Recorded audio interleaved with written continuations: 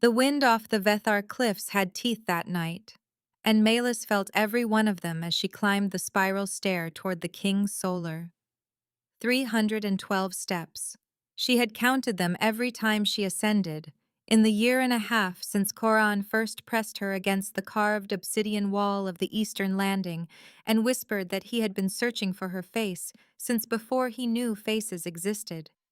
She counted them now, in the heart of the deepest winter Drevhallen had seen in a generation, because counting was the only thing keeping her from running back down. She pressed her gloved hand to her belly beneath her cloak. 11 weeks, maybe 12. The tea leaf reader in the lower market had not even needed to read the leaves. "You carry more than one," the old woman had said. "Your shadow has 3 heads, child. Tell their father to brace himself."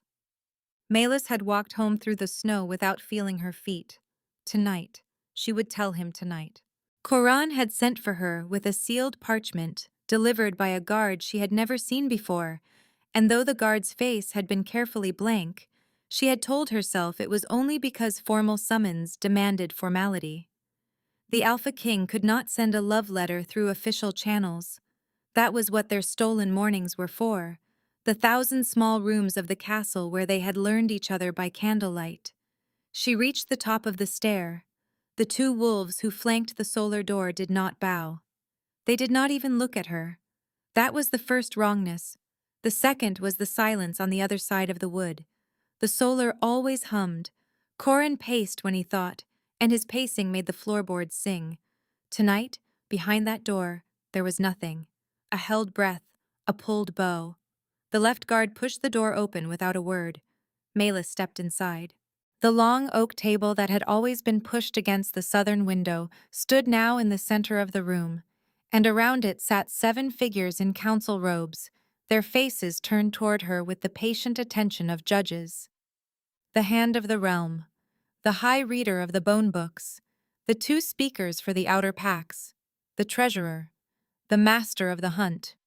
And at the far end, in the chair carved with the running stag of his line, Coran. He did not stand when she entered. He did not look at her. He was looking at his own folded hands, and his hands were steady in the way a frozen lake is steady, too still, hiding a current beneath. "Malus of the Hollow Reach," said the Hand of the Realm, and her name in his mouth was a thing she did not recognize. He had called her Malus before, simply, when she had brought tea to council meetings as a steward's apprentice. Tonight he was using the full weight of her birthplace like a stone he was preparing to drop. "You will hear what is said in this room, and you will not speak until invited." She felt the cold from the floor begin to climb her legs. "My king," she said, because her training would not let her stay silent. "If there has been—" "You will not speak," the hand repeated, "until invited." Malus closed her mouth. She looked at Coran. "Look at me." He did not. The hand rose. He walked around the table with the careful tread of someone who had performed this ceremony before, and Malus understood that this was a ceremony, that what about to happen had been written down somewhere, and copies had been made. "It has come to the council's attention," he began, in the cadence of formal recitation, "that an unsanctioned attachment has formed between His Majesty Coran of the Vethar line and a woman of common birth, namely yourself. This attachment has begun to compromise matters of state. The outer packs grow restless. The treaty with the Sable Reach has stalled. The succession of the Vethar line has been placed in jeopardy."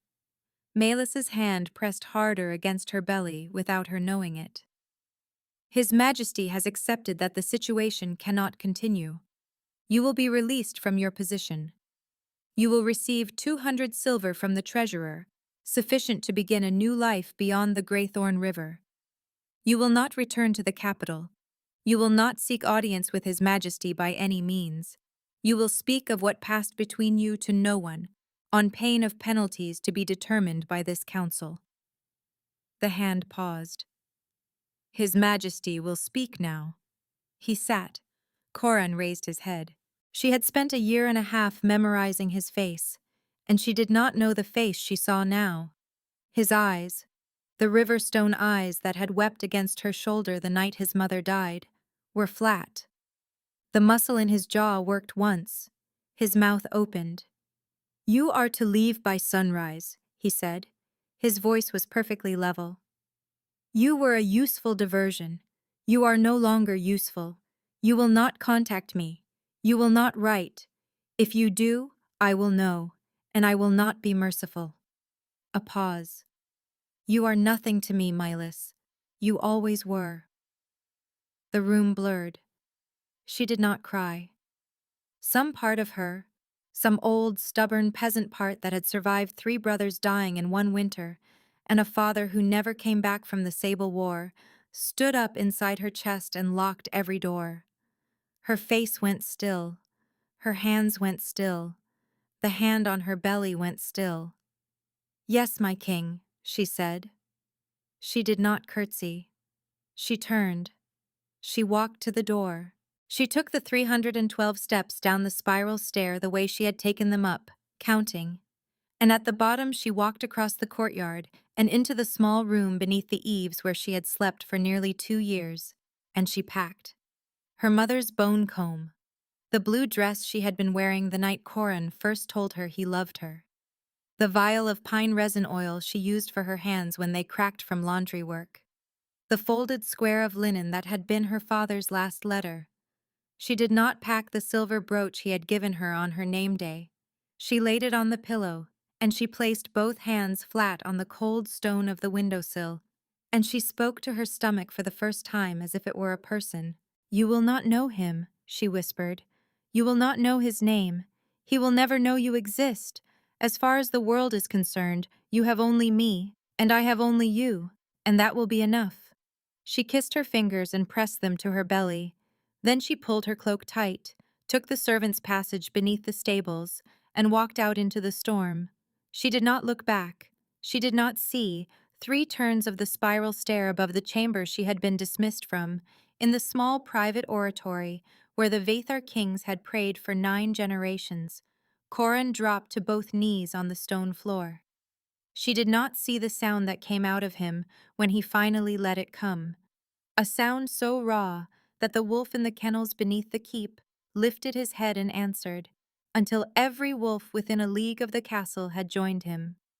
She did not see the hand of the realm enter that oratory and place a hand on Coran's shoulder and say very quietly, "It is done. It is. The threat to her life is contained. She is safe now, sire." She did not see Coran lift a sealed letter from inside his tunic, a letter he had written that morning, beginning, "My only one. When you read this, you will understand, and you will hate me, and that is the price I will pay." And place it into the fire, and watch his name on the back curl into ash. She walked into the storm, with her hand on her belly, and her chin up, and her heart frozen solid, and the snow swallowed her whole. 3 years and 4 months later, in a village called Brindlemoor, that sat at the elbow of 2 rivers no map had ever bothered to name, a woman called Wenna ran the herb stall in the market on the days the road allowed. She was small, narrow-shouldered, with her hair cut short the way widows cut it after the 2nd year of mourning. Her eyes were the color of weak tea. She rarely smiled. The Brindlemoor folk had decided, without ever discussing it, that whatever had happened to her before she walked into their village, half dead in a snowstorm with a swollen belly, was nobody's business. She paid her rent. She knew which root cured a fever and which berry stopped a wound from going green. She had lost her husband, the story went, in a logging accident on the Sable Road. The story had inconsistencies. The Sable Road had no logging camps, but no one in Brindlemoor was rude enough to point this out. Her real name was Malis. She had not said it aloud in 3 years. She had, however, said 2 other names 10,000 times each, Pelin and Iska. They were nearly 3 years old now, and they were, in the unanimous private opinion of every woman in Brindlemoor who had birthed a child of her own, the strangest pair of children ever to walk on 2 feet in that village. It was not their faces, though their faces drew comment. Pelin had his mother's careful mouth and a steady gravity in his eyes that did not belong in a small child. Iska had a laugh like breaking glass and a habit of staring at adults until the adults looked away first. They were beautiful in the unsettling way that made grandmothers touch their own throats and say, bless them, as if to ward something off. It was not their cleverness, though they were clever. Pelin had spoken in full sentences at 14 months. Iska had taught herself to read from the labels on her mother's herb jars before she was 3. It was the other thing, the thing the village did not speak of, the thing Wenna had begged the midwife, the morning after the birth, to swear she would never speak of either. Malis remembered that night the way she remembered the fall of a hammer. She had gone into labor in the worst blizzard the western reaches had seen in 100 years. The roads were closed. The midwife, old Tessimir, who had birthed half the village and most of its goats, had walked 2 miles through chest-deep snow because Milas's neighbor had pounded on her door at moonrise and shouted that the widow at the river bend was screaming. Tessimir had arrived just in time. The boy came first, fast and angry.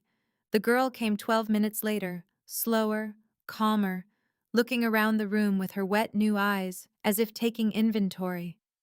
Tessimir had been wiping the girl clean when she went very still.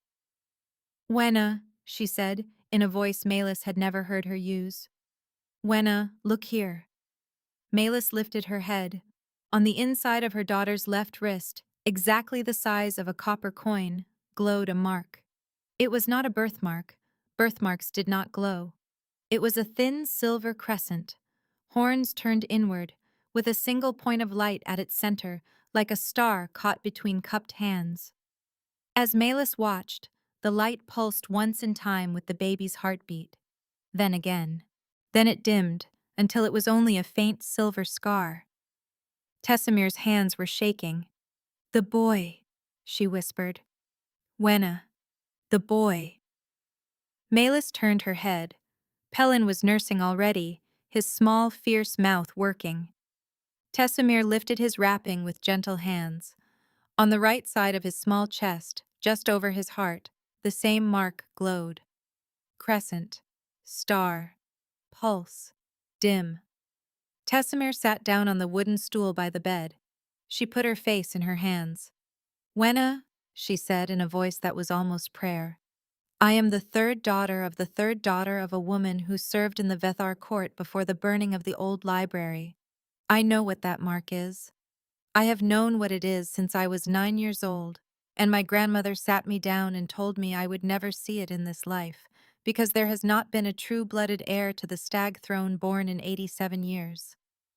Malis could not speak. "The crescent is the old mark," Tessimir said. "It does not appear on every royal child. It does not appear on bastards. It does not appear on children of arranged matings. It appears only on the children of a true bonded pair within the Vethar line, a king and his fated mate, a bond made by the Mother Moon herself." Outside, the blizzard screamed against the shutters. "2 of them," Tessimir whispered. "Twins, both marked. Wenna, do you understand what you have done?" "I have had 2 children," Malis said. Her voice came from very far away. "I am very tired, Tessimir, and I would like you to swear to me on your grandmother's bones that you will never tell anyone in this village or any other what you saw on their skin tonight. I will pay you whatever I have. Swear it." Tessimir swore it. She kept her oath. She lived another 2 years and died of a cough in her sleep, and in those 2 years she never spoke of the marks again, not to anyone. But she would sometimes look at the twins across the market square, at their small, dark heads close together, and her eyes would fill, and she would turn away. The marks did not glow often. They glowed when the children were happy, in flickers. They glowed when frightened, in flares. They had glowed, both at once, the night their mother caught a fever, and the priestess from the next village had laid hands on Malis and said only that she had never felt a fever lift so cleanly in her life, like a hand pulling a cloth off a candle. The marks were the secret beneath Malis's life. She had built that life carefully.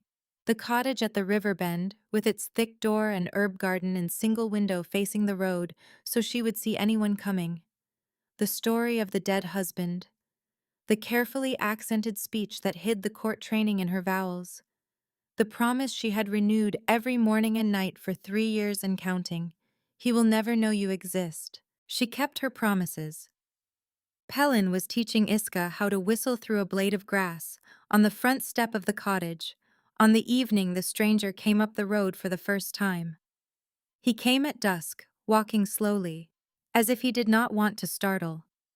He was tall and thin and dressed in traveler's gray, hood up. He stopped at the edge of the property, exactly at the edge, where the path through Melis's garden met the public road, and he stood there, and he looked. He did not speak. He did not approach.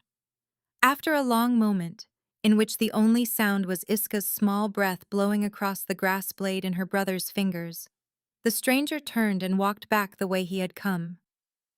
Milas watched him from the kitchen window with her hand wrapped around the haft of the iron poker she kept by the door. The next night, he came again. Same time, same distance, same long silent looking, same retreat. The third night, she was waiting for him. She stood in the doorway with the poker in her hand, and the twins inside the cottage with the door barred, and her oldest friend in the village, a midwife's apprentice named Dorianne, sitting by the hearth with a kitchen knife and instructions to scream if Melis screamed first. "You will state your business," Melis called across the garden, "or you will leave this road and not return, and if you return I will kill you, and I will not lose a moment of sleep over it." The stranger stood very still in the dusk. He pushed back his hood. His hair had gone almost entirely white in the 3 years since she had last seen him, but the long jaw and the deep-set eyes and the careful way he held his shoulders were the same. He had been the captain of the king's personal guard, the one Corin called brother in private, though they shared no blood. His name was Vasek. Melis's grip on the poker did not loosen. "My lady," he said. His voice was hoarse. "I have been searching for you for 2 years and 7 months. I am alone. I have told no one. I will leave at your word and never return. But before I do, I beg you to hear what I have come to say." Behind her, in the cottage, one of the twins sneezed. Vasek's eyes flicked, just once, toward the sound. He did not see them. The door was closed. The shutters were drawn. He could not have seen them. But his face did something then, something between hope and dread. And he sank to one knee on the muddy road like a man who had been waiting a very long time to put his weight down. "There are children, then," he said softly. "Mother of moons, he was right." Melis raised the poker. "You will say one more sentence," she said, "and it will be the last one before you leave. Choose it carefully." Vasek looked up at her from the road. His eyes, in the gloom, were wet. "He did not banish you because he did not want you," Vasek said. "He banished you because they were going to kill you, and he was the only one who could make them believe he had stopped wanting you in time. And he has been dying of it, my lady, and every day for 3 years." Melis's hand on the poker began, very slowly, to shake. She did not let him into the cottage. She let him into the woodshed, which was attached to the cottage by a covered walk and which had a door that locked from the outside. She made him sit on the chopping block while she stood in the doorway with the poker still in her hand, and she made Dorianne stay with the children with the kitchen knife and instructions to bar herself in the cellar if anything went wrong. Then she said, "Tell me, from the beginning, and if you lie to me, Vasek, even by a single word, you will leave this village in a box." Vasek bowed his head. "Do you remember," he began, "the council messenger who came up from the southern reaches in the autumn before he sent you away?" Melis cast her mind back.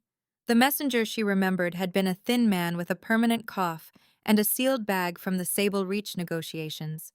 She had brought him broth twice. "He carried more than the negotiations," Vasek said. "He carried a name written on a single piece of paper, in a hand the king recognized. The name was yours." Underneath the name was a date. The date was 3 weeks from the day the paper was delivered. What kind of date? Melis said, though she already knew. The date by which you were to be dead. Vasek's voice did not change. He was reciting, she realized. The paper came from the Vathar elders, from within the king's own house. 6 of them sealed it. They had drawn lots. 3 voted to come to him openly. 3 voted to act without telling him. Lots had broken the tie. The ones who voted to act without telling him won. The note to him was a courtesy from one of the losing 3, a final courtesy sent in secret, to give him time to decide what kind of king he would be. The poker was very heavy in Melis's hand. She set it carefully against the woodshed wall. Why, she said. Because they had counted the moons since he had first taken you to the eastern landing. Because they had eyes in every kitchen in the keep. Because one of the laundry women had washed a stain from one of your dresses that was not the stain of a woman's monthly time. They knew what you were carrying, my lady. They knew before you knew. And they had decided that no half-blood child of an unsanctioned pairing would ever sit in the chair of the running stag. She had to put a hand on the doorframe. He came to me, Vasek said, the night he received the note. He had not slept.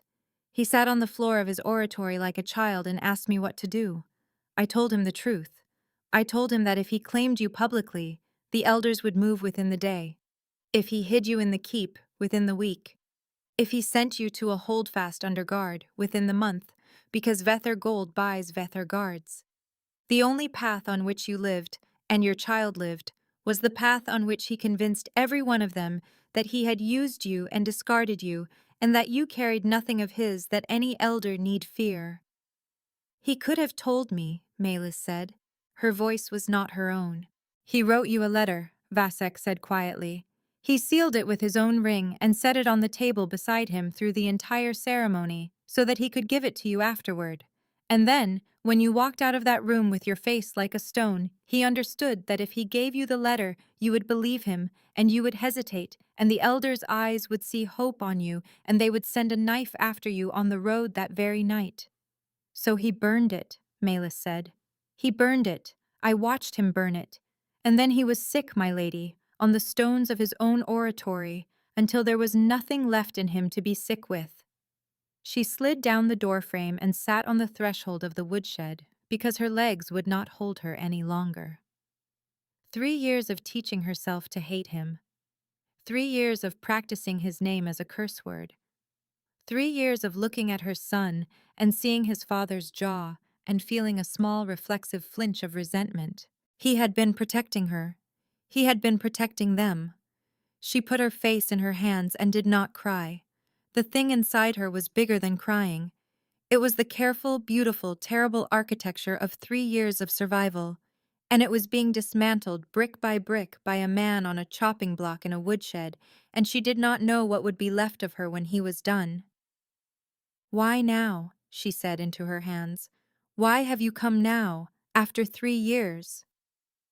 "Because the elders have moved again," Vasek said. She lifted her head. 2 months ago, he said, the Vathar line came under formal challenge for the first time in 9 generations. A cousin of the king's mother, a man named Sarawin of the Bonehold, has filed a claim on the throne. He claims the king is unfit, that he has no heir, and will produce no heir, because he has not taken a sanctioned mate in the 3 years since the council disposed of the unsanctioned one.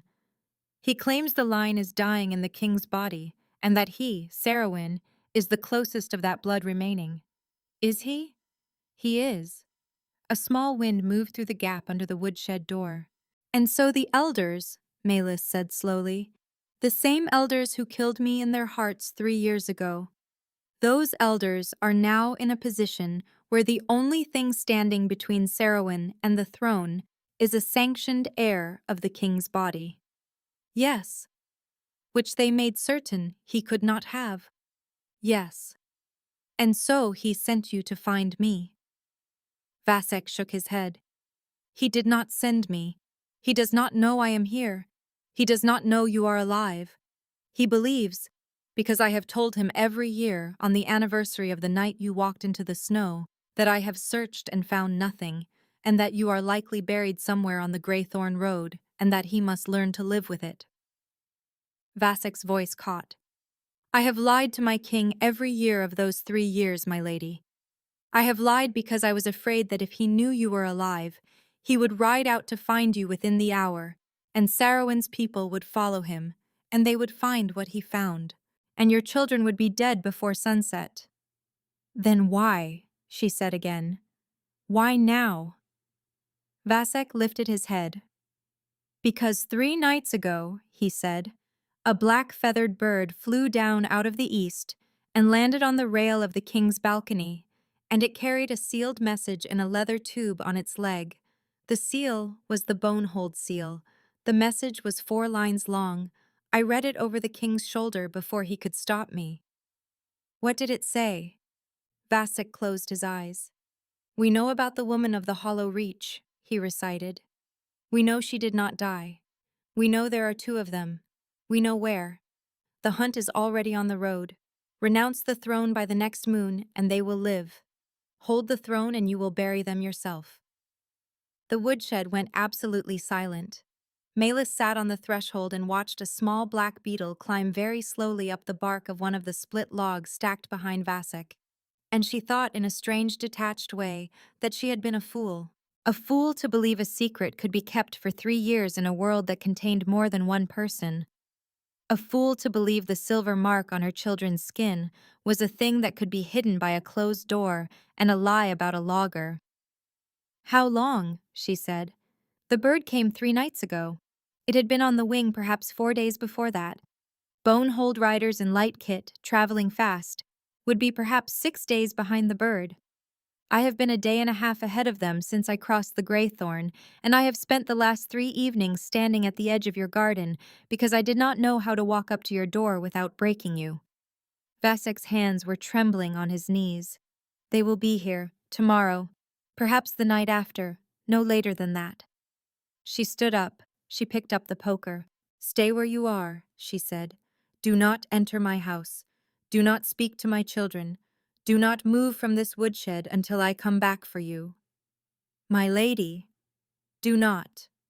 She walked out of the woodshed and across the covered walk and into her cottage, and she barred the door behind her, and Dorian looked up from the hearth with the kitchen knife still in her hand and said, Wenna, your face.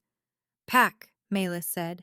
Pack everything that will fit on a single horse, the children's winter cloaks, the bone knife from under my bed, the pouch of silver behind the loose stone in the chimney, the blue dress folded at the bottom of my chest, not for wearing, only the dress. Do not unfold it. Do not look at it. Just pack it. Be done in an hour. Wenna, what is... In an hour, Dorian. Dorian went.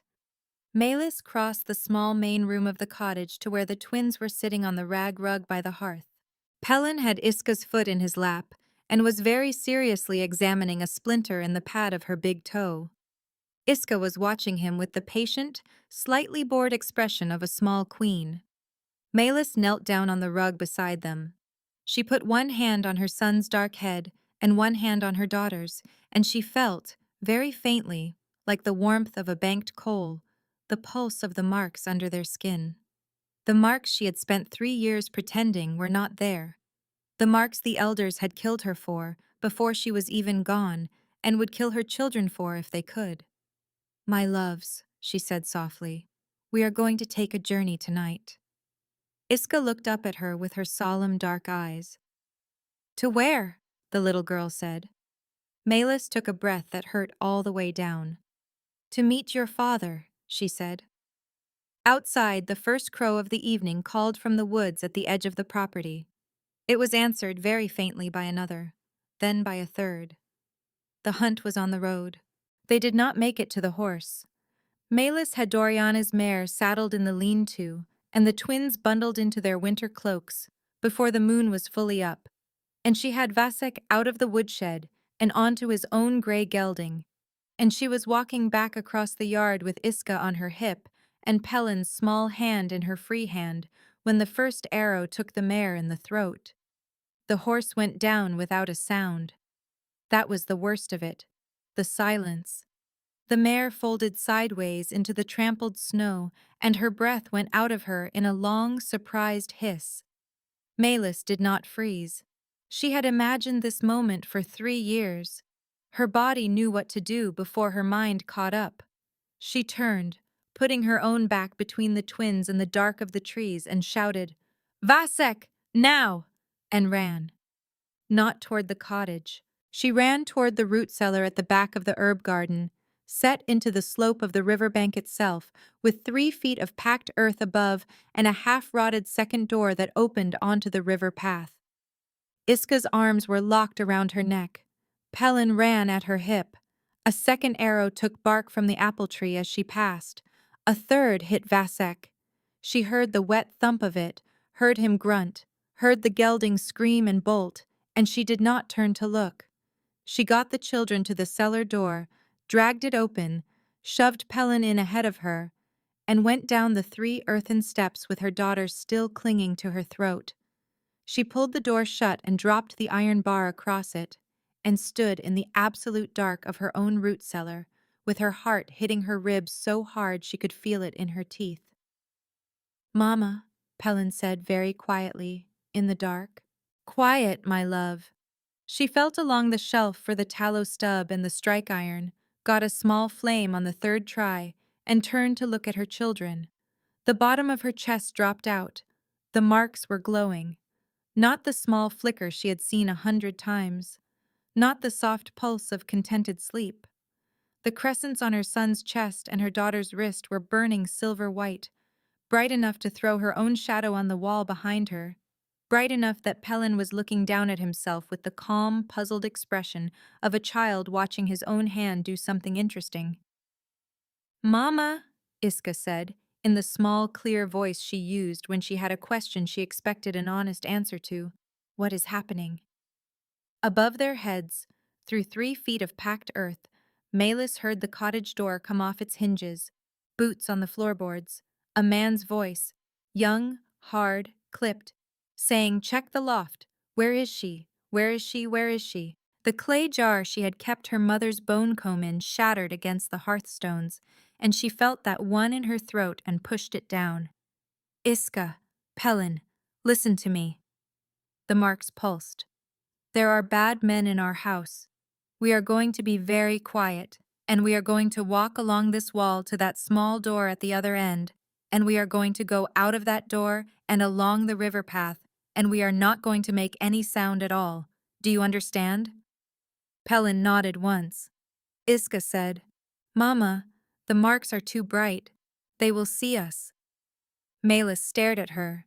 The child was 3 years old, and she had looked down at her own glowing wrist and understood, in the time it had taken Malis to light a candle, that the light on her skin was a thing that could be tracked. "Can you make them stop?" Iska considered. She closed her small fist around her own wrist. Her face went very still. The light under her fingers flickered, dimmed, held a moment at a low ember glow, went out. Pelin, watching his sister, copied her. The light over his heart guttered and died. "Good," Malis whispered. "Both of you, come." She blew out the tallow. The small back door creaked when it opened. She stopped, counted 3 breaths. No boots came running. She eased the door the rest of the way open and lifted Iska through and reached back for Pelin, and she stepped onto the river path and began to run. Behind her, the cottage was burning. She did not turn to see. They burned what they searched, these men. The light of it reached her on the river path as a long red flicker on the water, and she ran, and the twins did not cry. And somewhere very far away in her head, she filed the thought that she would have to think later about how her 3-year-olds had known not to cry. The river path bent into the willow grove. The trees grew so close that no horse could follow. The shallow water under them ran for half a mile to the old ford, and the ford crossed to the deep wood. She had walked the route in her head 1,000 times. She had never walked it with her feet. She was halfway down the slope into the willows when the man stepped out from behind the largest of the trees. He was not breathing hard. He had run her down on foot through unfamiliar ground at night, and he was not breathing hard. He wore the dark riding leather of the bone-holed cavalry. He held a curved knife low against his thigh, in the easy grip of a man who had held that knife in many gardens like this one. "Lady of the Hollow Reach," he said. His voice was almost gentle. "Set the children down. We have no quarrel with you tonight. The contract is for the children only. Set them down and walk on, and I will tell my master you ran." Mylis did not set the children down. She was aware, in a strange, clear way, that she was about to die. She tightened her arms around Iska. She pushed Pelin behind her hip with her free hand. She opened her mouth. She did not know what she was going to say, when the marks went off. Not flickered, not pulsed, went off. The light came up out of her son and her daughter at the same instant, two great silver-white pillars of it, and the shadows of the willow grove leapt and twisted around them as if a moon had been lit underground. The man's eyes went wide, and he flung up his free arm to shield his face. And that was the moment Pelin, 3 years old, behind his mother's hip, did what neither he nor anyone living had ever done before. He pushed. He did not move. His small body did not move. But the air in front of him moved. The air and the snow, and a fan of dry willow leaves and packed earth. And the man in the riding leather was lifted off his feet and thrown backward into the trunk of the largest willow, with a sound that Mylis felt in her own bones. He slid down the trunk into a sitting position. The curved knife slipped out of his fingers into the snow. He did not get up. The light from the children dimmed, went out. Pelin looked up at his mother. "Mama," he said in his small, grave voice, "I think I broke him." Mylis got down on her knees in the snow and put her arms around both her children and held them so hard that Iska made a small surprised sound, and she pressed her face into the crown of her son's hair, and she said the only thing she could think to say. "You did not break anything that did not need to be broken. Walk, walk, my love, walk." They walked. They walked through the willows and across the shallows of the old ford, with the cold water reaching her knees, and the children held high against her shoulders. And they walked into the deep wood, and they walked until Pelin's small head dropped against her shoulder, and Iska's grip on her hair went slack with sleep. And even then she walked, because she did not know what else to do. She walked until she heard the wolves. They were running, the soft crush of wide paws on snow, a sound she had not heard in 3 years, running toward her, fast, in a coordinated line through the trees on her left. She stopped on the deer path with her sleeping children in her arms. She did not run. There was nowhere to run to. The first of the wolves came out of the dark on the path ahead of her and stopped. He was enormous. His coat was the deep iron gray of weathered slate, and his eyes, even in the broken moonlight, were the color of river stones in summer light.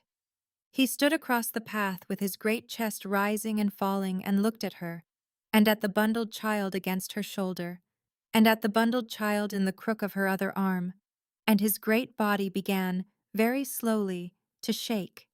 The shift came on him kneeling. By the time it was done, he was a man again, his hair longer than she remembered and shot through with gray she had not put there. He did not look up. "Mylis," he said. His voice was a wreck. "I will not come closer. I will not touch you. I have run from the eastern keep without stopping, because my beta sent a bird that said only they live, and the hunt is on them, and ride. I beg you, only tell me they are alive." Pelin stirred against her shoulder. The little boy lifted his head. He looked, in the broken moonlight, at the man on his knees on the path. He squinted, in the way of a small child, trying to puzzle out a face he had never seen. And then, before Mylis could think of a single thing in the world to say, her 3-year-old son spoke. "Mama," Pelin said clearly, "is that the father?" Corin made a sound she would carry to her grave. He pressed his forehead, very slowly, into the snow, and his shoulders went, and the great alpha of the running stag wept on his own lands for the first time in his life, within hearing of the children he had not known he had, because some part of him, The part the bond had never let go, had always known. Malis stood on the path with her sleeping daughter in her arms and her wide-awake son on her hip, and looked down at the bowed head of the man she had spent 3 years teaching herself to hate. And she did not move toward him, and she did not move away. "Get off your knees," she said. Her voice was not gentle, it was not cruel. "Get off your knees, Coran of the Vether line. You do not get to kneel, not yet. Stand up, look at me, and then look at them." He stood. He stood like a man rising under a great weight. His face was older, thinner. There was a long, pale scar down the line of the left jaw she did not remember, and a hardness in the corners of the mouth she did not remember. "Look at her too," Malis said. Iska was still asleep against Malis's shoulder. "She is your daughter. Her name is Iska. The boy is Pelin. They are nearly 3. They were born in a snowstorm in a stranger's barn because their mother did not want to die alone in a ditch. They are alive because a captain you trusted lied to you for 3 years to keep them so." Her voice did not shake. "Look at them, Corin. Tell me what you see." He looked. "I see," he said, his voice very low. "The 2 faces I have been seeing every night in dreams for 3 years. I did not know they were faces. I see the marks under their skin, even though their skin is covered, because the bond knows them, and so do I. I see that you have kept them whole. I see that you have done it without me. I see that I have no right, that you have not earned the power to refuse me. And I will refuse no thing you ask. Not tonight, not ever." He was not pleading. He was stating terms. She looked at him, at the long pale scar, at the gray in his hair. "You will not die tonight," she said. "Neither will I. Neither will they. We are going to walk out of this wood. You are going to give me your cloak because mine is wet through. You are going to send one of your wolves ahead to find a holdfast that can be locked and warmed for one night. You are going to sit on the floor of that holdfast with your back against the wall, and I am going to put your son in your lap because he asked. And then you and I are going to talk, and I am going to listen, and I am going to decide, in my own time, what I do with what I hear. Do you understand me, Coran?" "Yes," he said. She nodded once. She stepped past him on the path with her children in her arms, and she did not look back to see whether he followed, because she knew that he did. The holdfast was a stone shepherd's tower on a bare ridge 2 hours' walk from the deer path, abandoned for at least a generation, but still sound.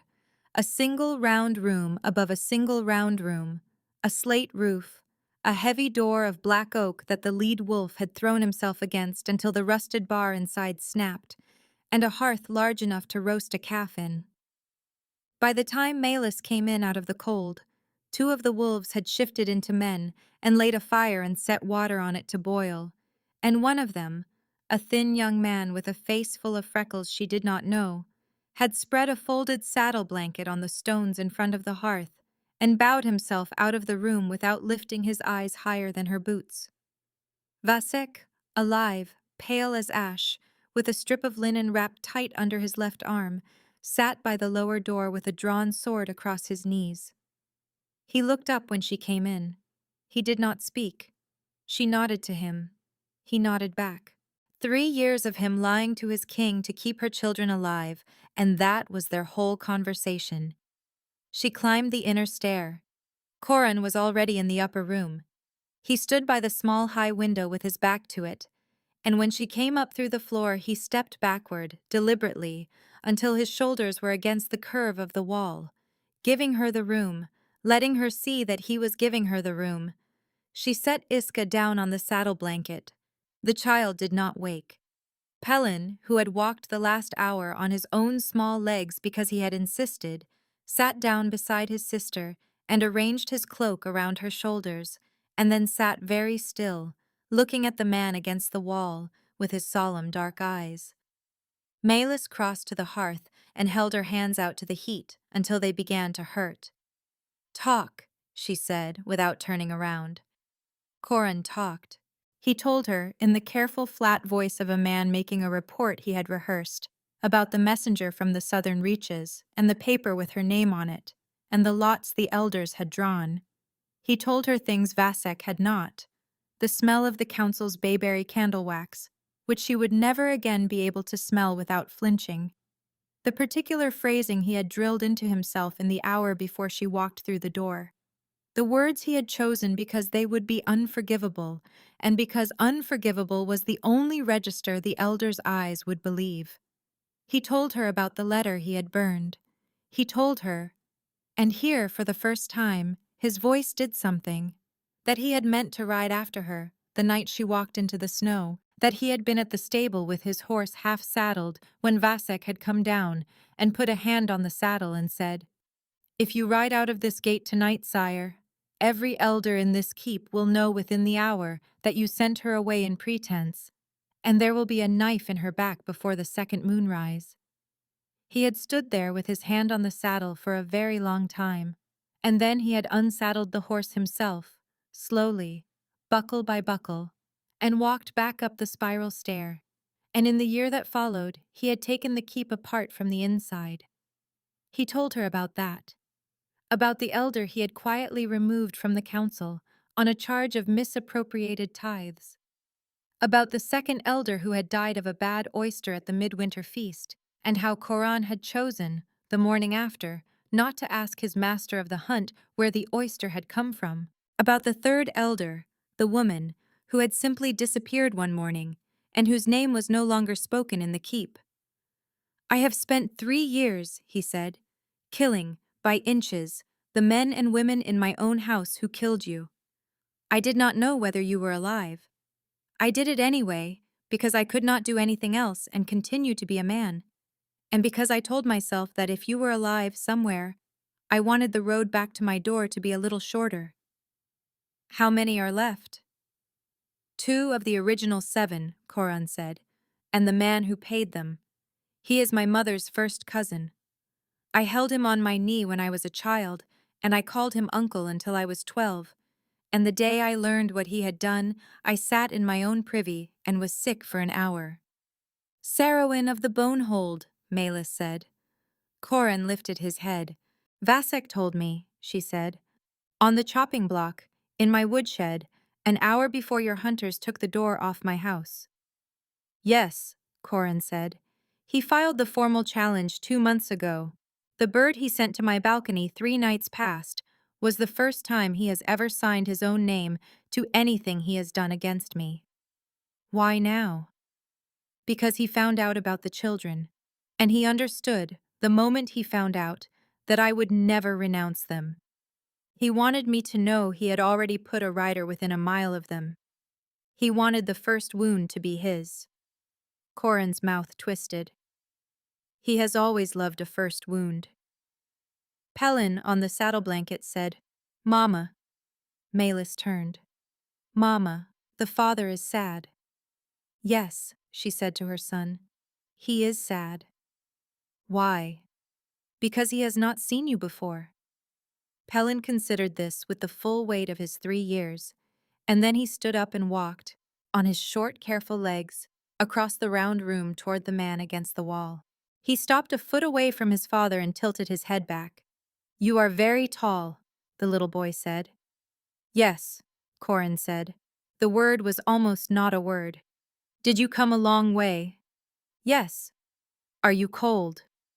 "Yes." Pelin extended his small hand. He laid it very precisely on the back of his father's much larger hand. The mark over Pelin's heart, hidden under his clothes, flickered once. Melis felt it as a small warm tug under her own breastbone, and then was still. "You can sit down now," Pelin said. "Mama said, on the floor, with your back on the wall." Koran slid down the curve of the wall and sat.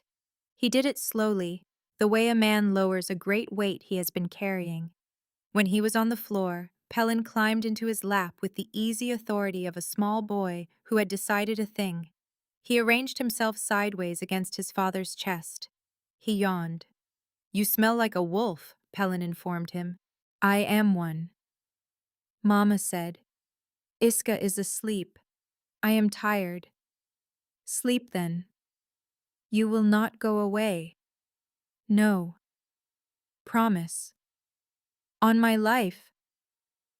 Pelin nodded once, satisfied, and put his small, dark head against his father's shoulder and closed his eyes.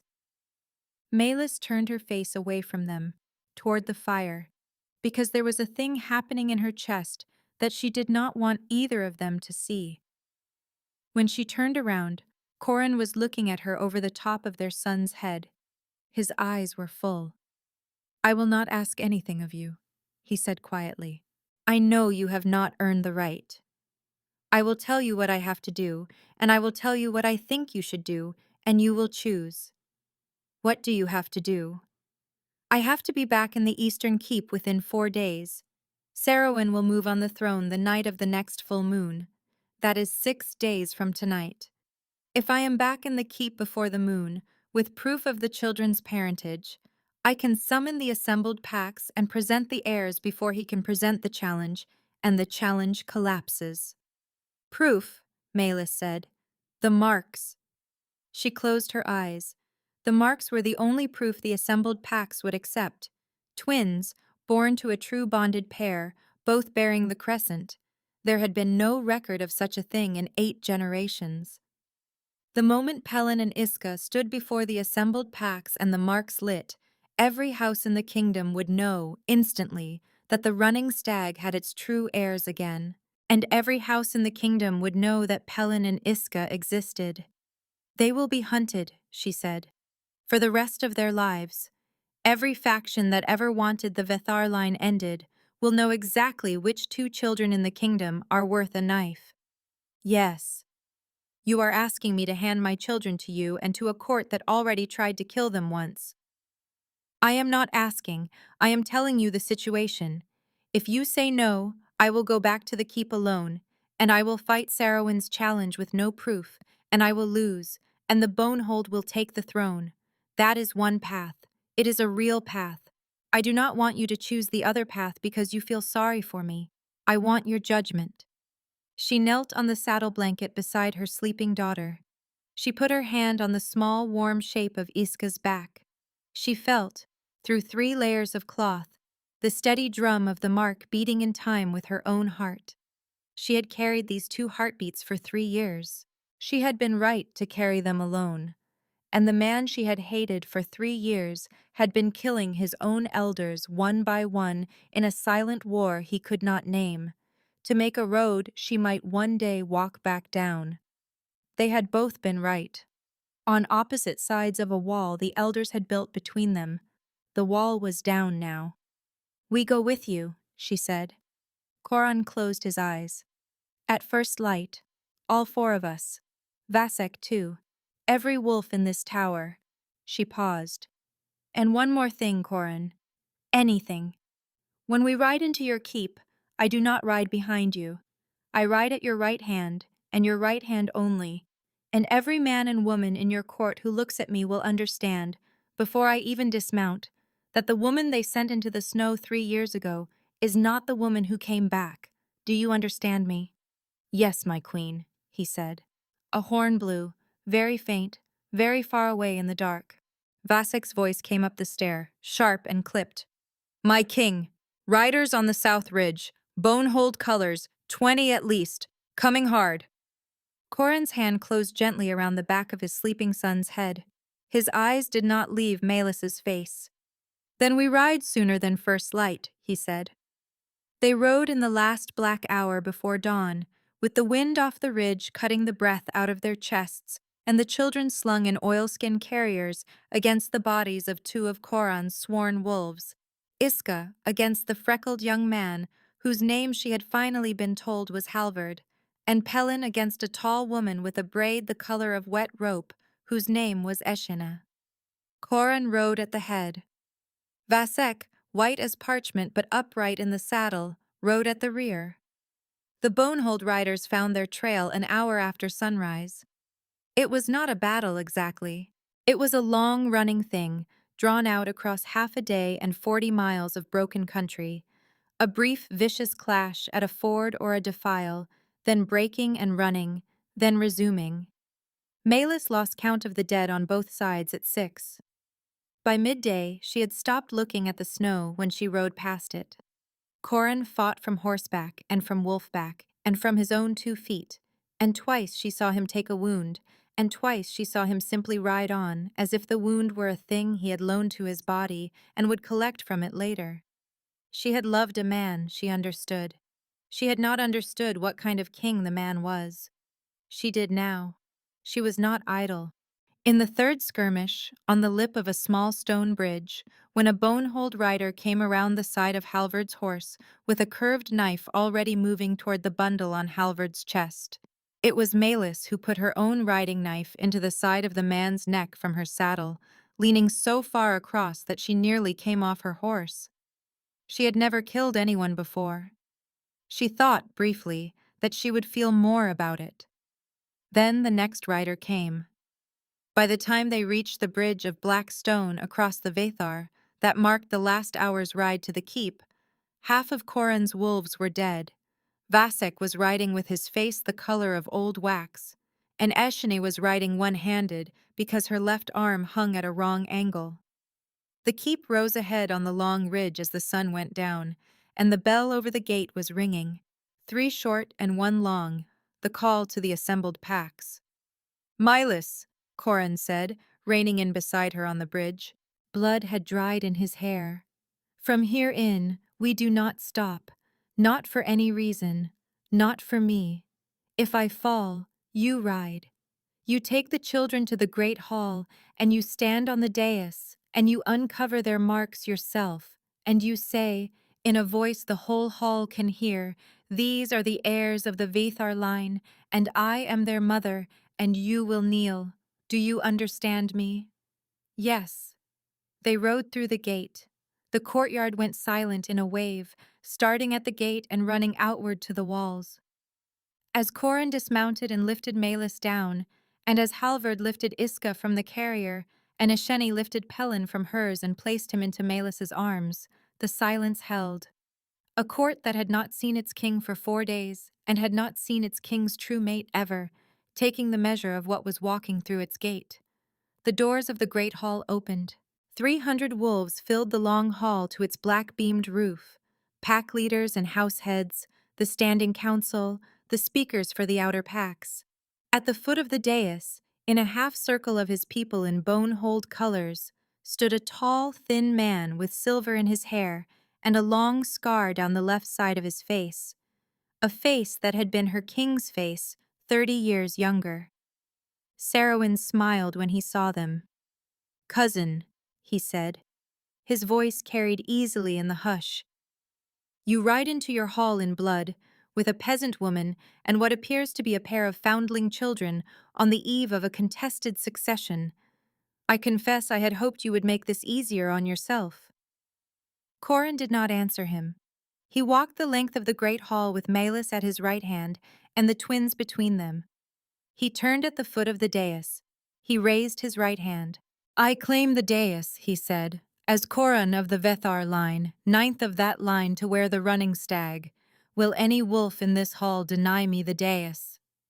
Sarowyn's mouth tightened. The formula was old, older than the keep. He could not deny him here now, before the formal opening of the council. "None deny," he said through his teeth. "Mount."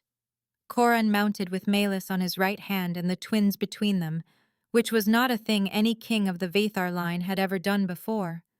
A murmur went through the hall. He let it go through. "There is a challenge before this council," he said, "filed by Sarowyn of the Bonehold, 2 months past, alleging that the Vathar line has no living heir. I will answer it now." He turned to Malis. "With your leave, my queen." She nodded once. She knelt on the dais and undid the wrappings of her son's small cloak. Pelin blinked up at her with his solemn dark eyes.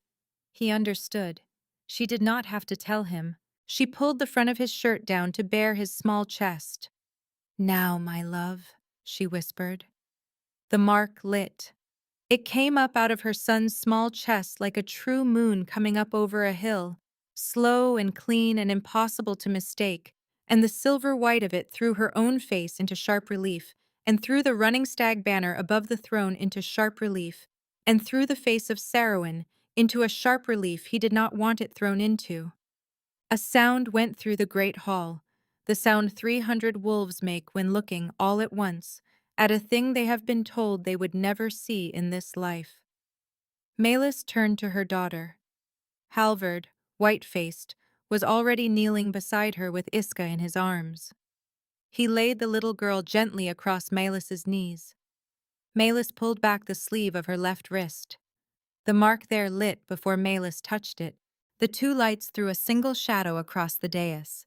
Not Melis's, not Coran's, but the shadow of the running stag, because the silver of the marks fell across the great banner behind them, and the embroidered stag on that banner stood up out of the cloth in its own shadow, and the assembled packs saw it, and the assembled packs went, in a single slow wave, to their knees. All 300. Even after a long moment, the men in bone-hold colors. Sarowin did not kneel. He moved fast, for an old man. The throwing knife came out of his sleeve in a single smooth motion, and his arm went back, and his eyes, fixed not on Coran, not on Melis, but on the small, bright body of Pelin, narrowed. He did not finish the throw. Iska, 3 years old, sitting on her mother's knee, her wrist still lit, looked at him. She did not move. Her small dark face did not change. But the air between her and Sarowin moved, the way it had moved in the willow grove, and the throwing knife in Sarowin's hand turned in the air before it left his fingers, and went sideways, and buried itself to the hilt in the wooden post of the side banner 6 feet to his left. Sarowin looked at his empty hand. He had time, before Coran reached him, to look up at the dais one more time, and to see that the small, bright girl on her mother's knee had her mother's exact face, and that she had not even taken her hand off her own wrist. Then Coran was on him. He took Sarowin of the bonehold by the throat with one hand and lifted him off his feet. "You filed a challenge upon false ground. You sent men, 3 nights past, to kill the heirs you claimed I did not have. You drew steel in this hall against a child of the Vethar line. The penalty for any of these, alone, is death. The penalty for all of them, at once, is also death. We are limited in that direction." The wolves of Coran's house took Sarowin out. Coran climbed back onto the dais and stood beside Melis, at her left hand now. He raised both his hands to the assembled packs, who had not yet risen. "I present to this council Melis of the Hollow Reach, my true mate, by bond made under the mother moon. I present Pelin and Iska of the Vethar line, my children by her, twins, marked of the running stag. There will be no other queen of these lands while I draw breath. There will be no other heirs of my body. The line of the running stag is here. It is whole. It is alive, and I will spend the rest of my reign earning the woman who kept it alive while I could not." The assembled packs rose, slowly in a wave, and they laid their right hands flat against their own hearts, and they bowed their heads, all at the same time, and they held the bow. It was the oath of recognition. It had not been given to a queen of the Vethar line in 87 years.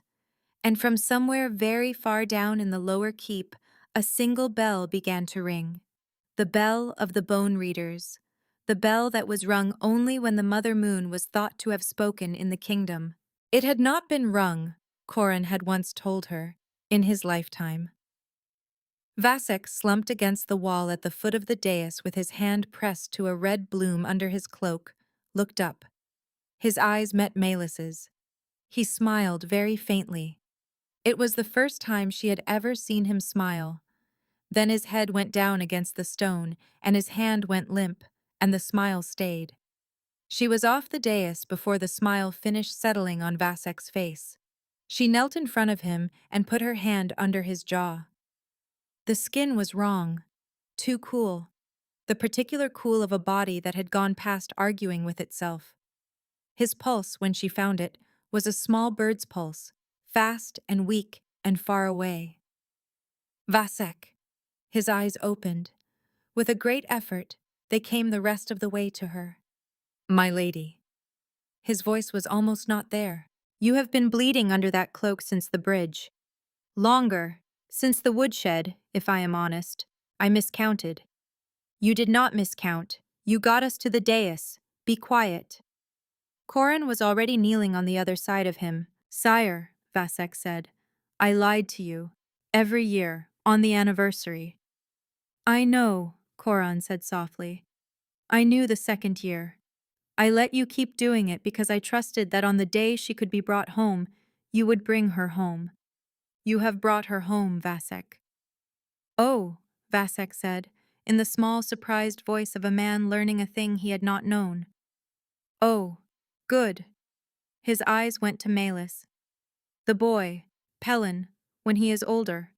Tell him there was a man called Vasek who lied to a king for him before he was born. Not so he remembers me. So he understands what people will do for a child that the bond chose. I will tell him, she said.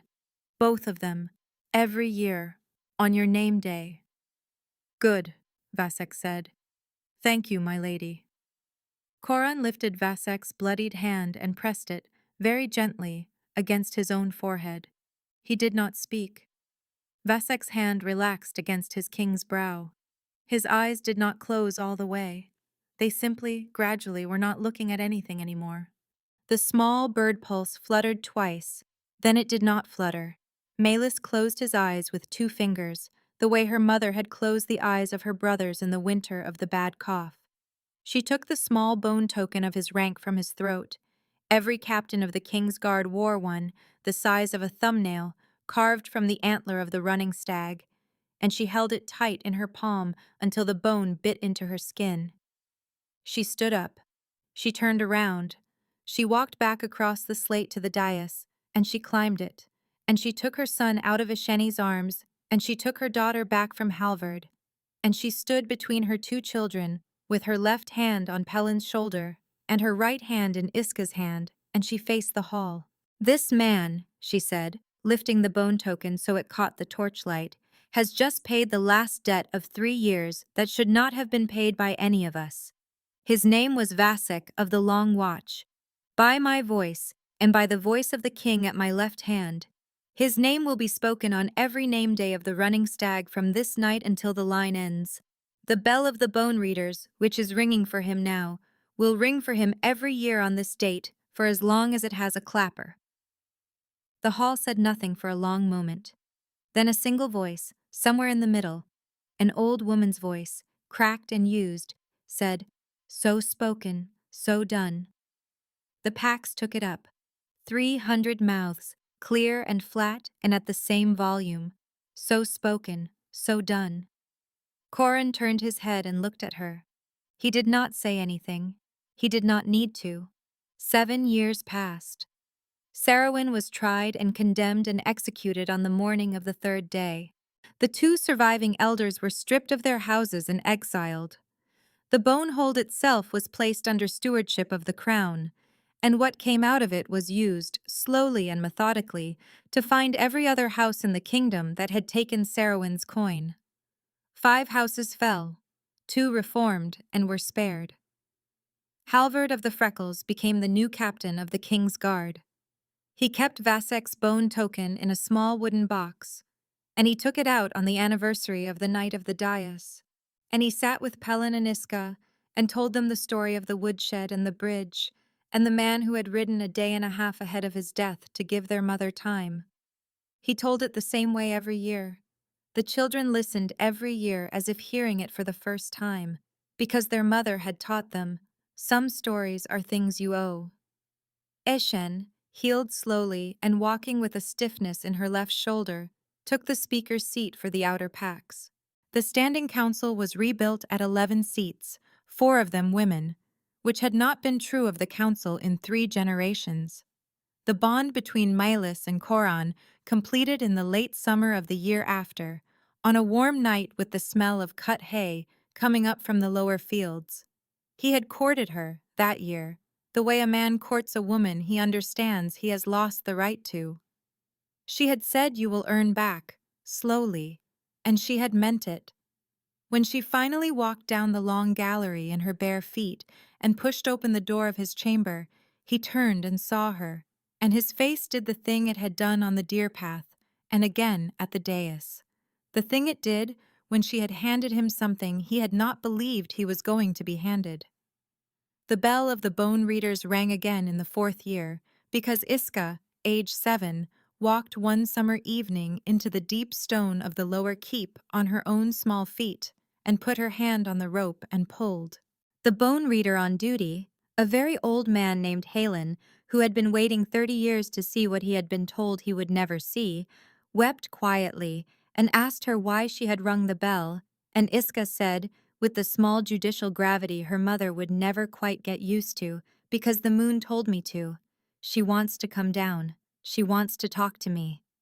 I think it is going to be all right. Pelin, her brother, did not ring any bells. He rode out alone in his 9th year and presented himself to the Speaker of the Eastern Reaches and requested 3 days' instruction in the formal forms of pack law. He came home and walked into Coron's solar and proposed 3 amendments to the form of the succession trial. The council adopted all 3. On the 7th anniversary of the night of the dais, Melis stood on the wall walk of the high keep at sunset, with her king's hand in her own. Below, in the lower bailey, her son was teaching her daughter a sword form he had no business teaching her, and her daughter was correcting him in the polite voice she used when she was about to win an argument.